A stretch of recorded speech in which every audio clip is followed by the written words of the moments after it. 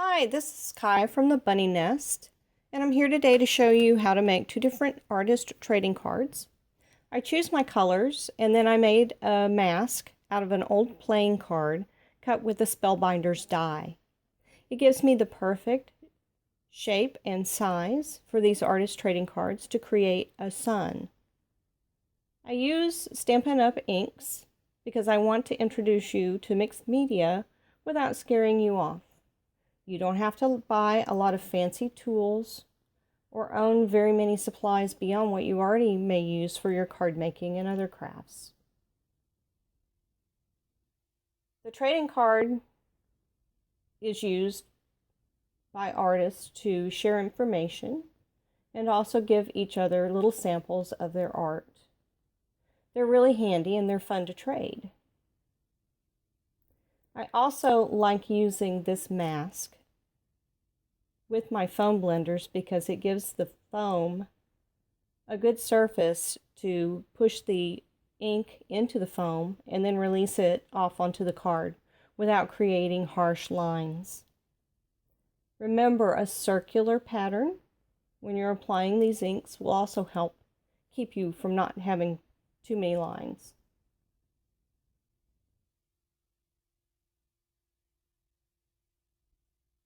So just go back and forth, and I'm switching between colors. Each color has its own little foam applicator just to keep the colors pure.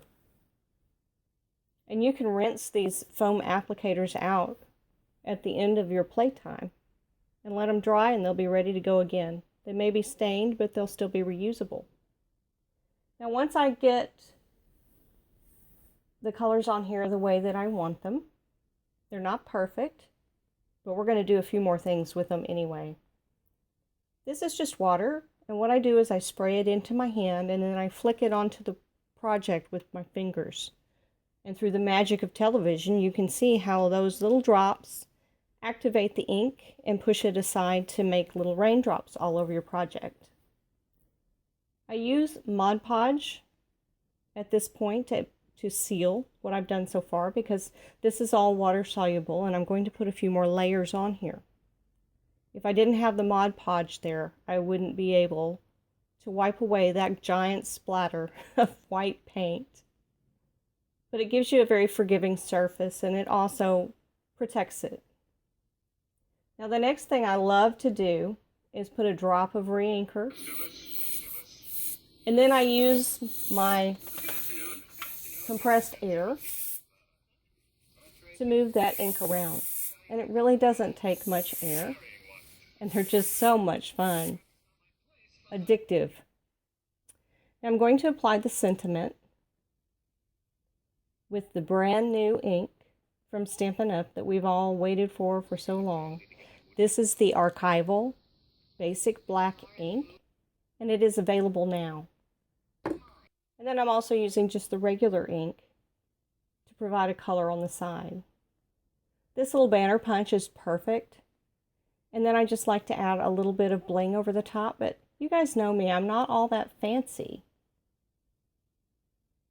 So a string of sequins will do for me. You might want something a bit more dramatic. I cut a little piece of Tim Holtz film and attach it all together with a staple. And I love it. I think it's just gorgeous. Okay, on to number 2. I'm stamping here with Versamark, and then I'm using clear embossing powder to create an area that's going to resist the ink. And then very similar to the one before, I'm just adding my color onto the card with the foam blending tool. These things go so fast.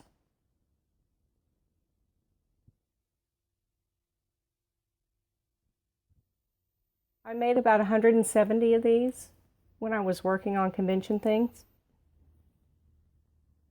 within just a few days.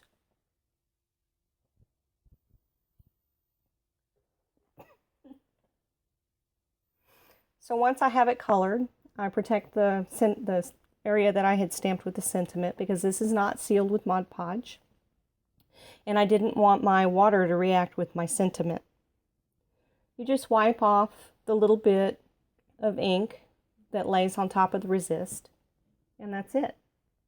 Now I need to create an embellishment to go on top of that card. So I go back to my inks again, and this is just a 1/4 sheet of regular cardstock. And I'm not too concerned. You can see all kinds of little hard edges because I'm not taking time with my blending tool. And I'm just going for getting a lot of color on the page. And once again, I'm applying some water. This time I'm just spraying it straight up in the air and letting it fall onto the paper. This gives a good range of droplet size. I'll apply gel medium, and once it's dry, I cut it into strips that are the right size for my die. I punch the die, I attach it to the card with a small staple, and then I add a little gem to it.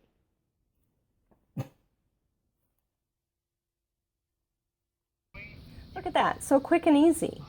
And now you have 2 artist trading cards to share with friends. And don't forget, turn your cards over and make sure that you apply the information that will help your friends find you on your website. Thank you so much for being with me today, and let me know if there's anything I can help you with. As always, supplies are listed on my blog, and the link is in the comments below. Thank you.